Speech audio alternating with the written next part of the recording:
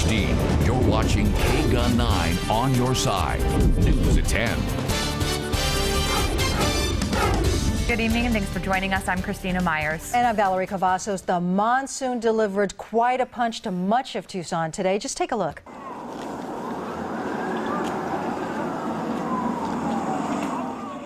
Wow, just look at the power of this storm. A homeowner was getting video of the storm from his phone when his roof flew right off of his house. You could see it right there. It happened on Dogwood Avenue on the east side. Wow, and lots of reports of fallen trees and damage across the east side and Midtown. Take a look at this one in the area of Stella and Wilmot. The tree went straight through the house. Tree trimming businesses are definitely in for a busy week.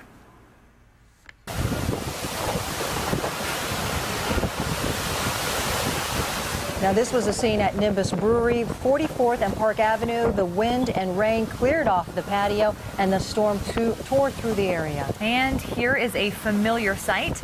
This car got stuck trying to cross at Golf Links in Craycroft. Washes are still running tonight. And remember, it only takes around 10 inches of water to pick your car up and carry it off. That's right. And Tucson Fire Department rescued an 8-year-old girl and her father from a fast-flowing wash on the southeast side. They climbed a tree for refuge. Rescuers got them both out, and they're going to be just fine. And thousands of people are still in the dark tonight. The storm knocked out power on the east side and Midtown. The biggest area hit the 22nd and Wilmot area. TEP has crews working on downed power lines, and they can't estimate when everyone will have their lights back on. And those downed power lines have closed a couple of major roads and intersections. Golf Links from Craycroft east to Wilmot is closed for at least a couple more hours. And the intersection of Benson Highway and Campbell also closed indefinitely. And just into the 9 on your side newsroom, Harrison at Pantano Wash is shut down. Escalante at Atterbury Wash closed as well, along with Wilmot south of the prison. Now, 9 on your side have extensive team coverage of the monsoon mess tonight. Simone Del Rosario is on the east side, likely the hardest hit area this time around.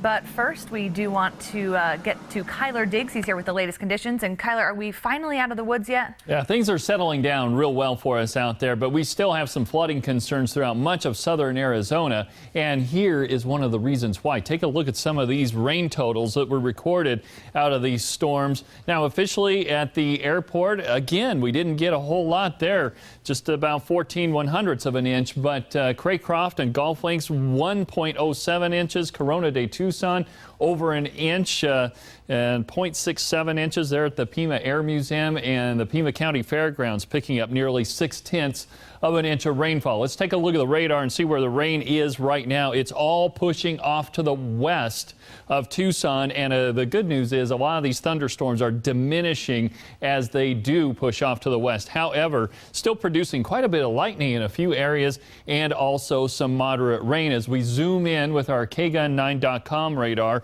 on western and central Pima County. Still a few pockets of moderate rainfall in there, and for that reason, flood advisories continue until 11 o'clock for this section right here that includes Green Valley, Tucson, and Oro Valley. And then as you move over to this section right here, that's a flood advisory until 11:15, and that one includes the city of Sells. And temperatures, they've really cooled off out there as well. With that rain coming through, really feels pretty comfortable. 74 degrees right now in Tucson, but still 93 degrees and 91 in Gila Bend. And there is some blowing dust concerns yet along I-10 because of that temperature contrast right there, and those thunderstorms still pushing into the Phoenix area. We'll have much more on your forecast coming up here in a little bit. All right, thanks, Kyler. Well, as you've seen, it was a monsoon strong enough to rip roofs right off of homes. And one captured on camera. Now take a look at it again.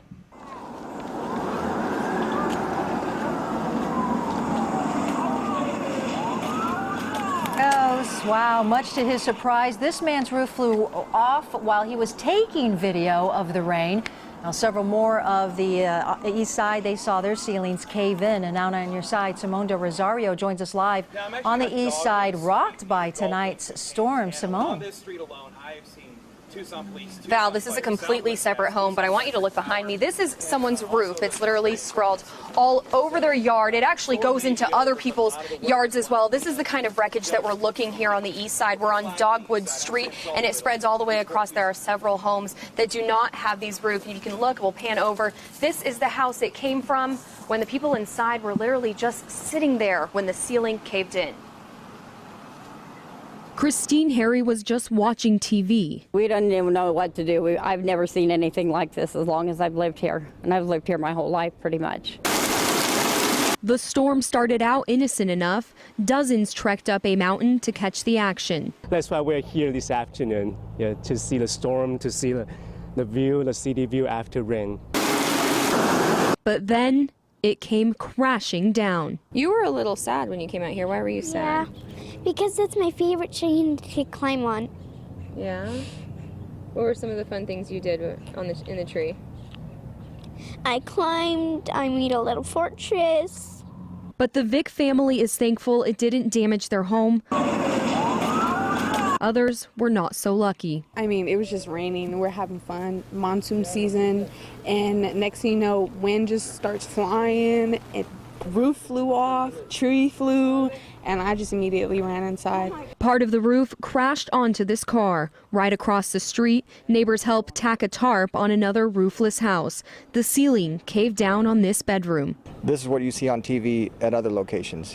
This is what you see when you turn on news from Oklahoma after a tornado hits. And so to actually have to speak with somebody that just had their life turned upside down, there's not a lot of words that really can do it justice.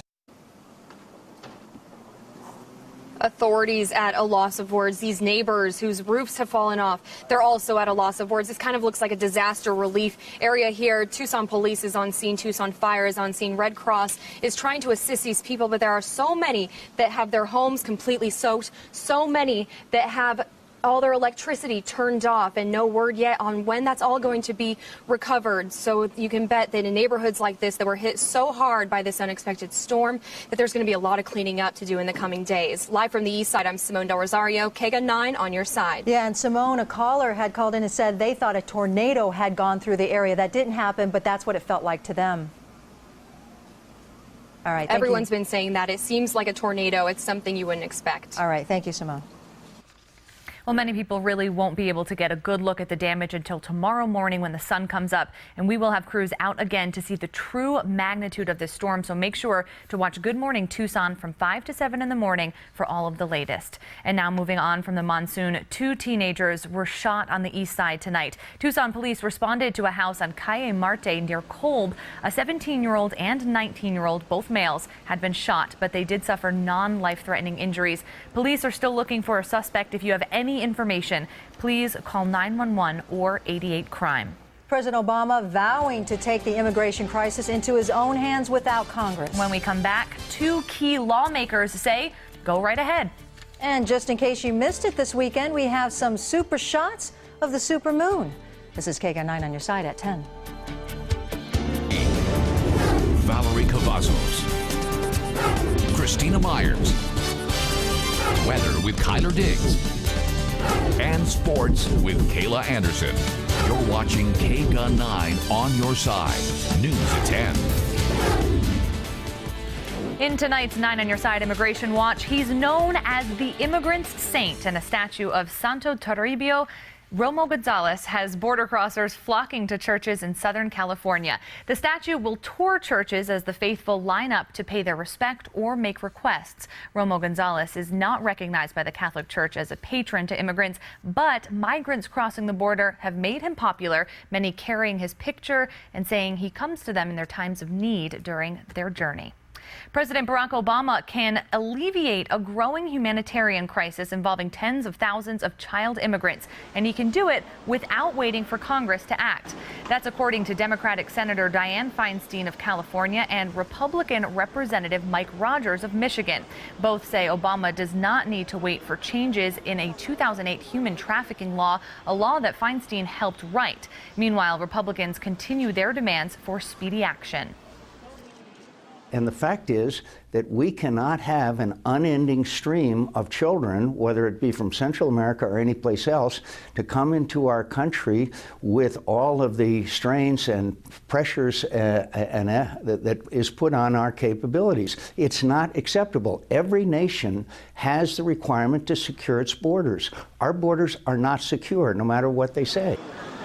More than 57,000 children, mostly from Central America, have crossed the border with Mexico since October. A little boy who's going blind is heading to the most magical place on earth thanks to these movers and shakers in the Tucson Zumba community. Christopher Michelson is going to Disneyland. The 6-year-old was diagnosed with cone rod dystrophy in March. His mother says right now he can only see outlines and shadows, but a Zumba fundraiser today brought in $3,500 to help the family with medical bills. And a couple, get this, donated 4 tickets to Christopher and his family to take a trip to Disneyland. And did you see the supermoon last night? Well, here are some shots of it. July's supermoon happened Friday evening and peaked early Saturday morning. But as you can see, it put quite a show last night. And if you missed it, according to NASA, you can see the supermoon 2 more times this season, August 10th and September 9th. And I have to say, I was pretty impressed last night. I felt like I wanted to bring my sunglasses out because it really is that bright. It is very bright. And well, good thing it came last night because tonight we probably wouldn't get as good. Not a lot of moon to be seen out there tonight. We've got a lot of cloud cover and some rain continues across central and western Pima County. We're going to bring you up to date on all the latest advisories and your first warning forecast. That's next.